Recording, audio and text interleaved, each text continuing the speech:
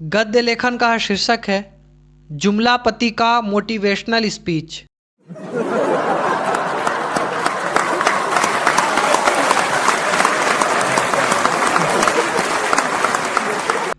प्राचीन काल में विनाशपुर ग्राम में जुमलापति नाम का एक महान राजा राज्य करता था।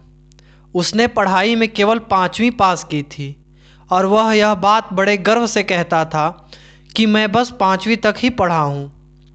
उसने 25 साल भिक्षा मांगकर तथा 20 साल शरबत बेचकर जीवन यापन किया था और वो राजनीति में 20 वर्षों से संलग्न था। हालांकि उसकी उम्र 52 वर्ष ही थी। शरबत वो नींबू की ही बेचता था, तो नींबू निचोड़ते निचोड़ते शक्कर मिलाते मिलाते उसे हर बात में नींबू मिलाने की आदत सी हो गई थी।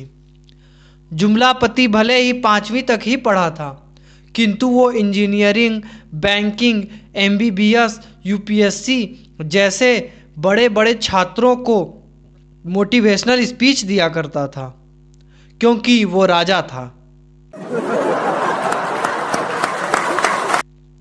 तो उसके राजा होने के कारण ही छात्र उसकी मोटिवेशनल स्पीच अनसुना करते थे, या कहिए एक कान से सुनते और दूसरे कान से निकाल देते थे। जुमलापति के मोटिवेशनल स्पीच से छात्र जरा भी बोर नहीं होते थे, क्योंकि जुमलापति बीच बीच में अपने ठहाकेदार अंग्रेजी से उनका मनोरंजन किया करता था। जुमलापति की याददाश्त बहुत कमज़ोर थी। वह प्रायः स्पीच देखकर ही देता था, क्योंकि वह राजा था।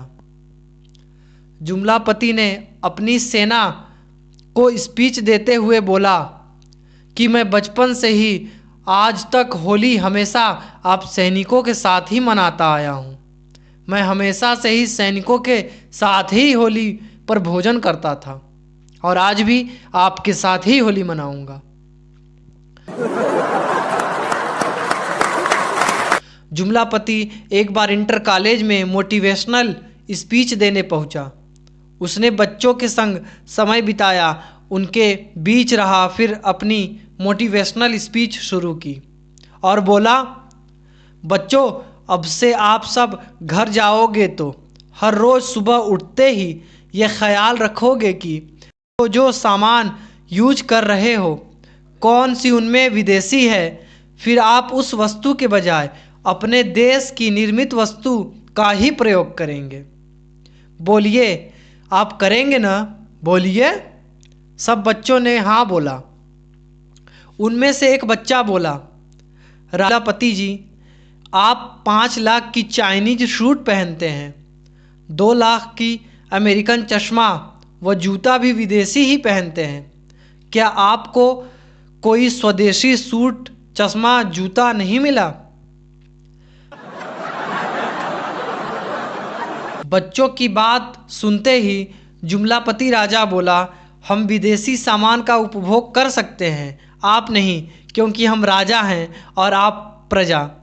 राजा एक ही होता है और प्रजा अनेक होते हैं।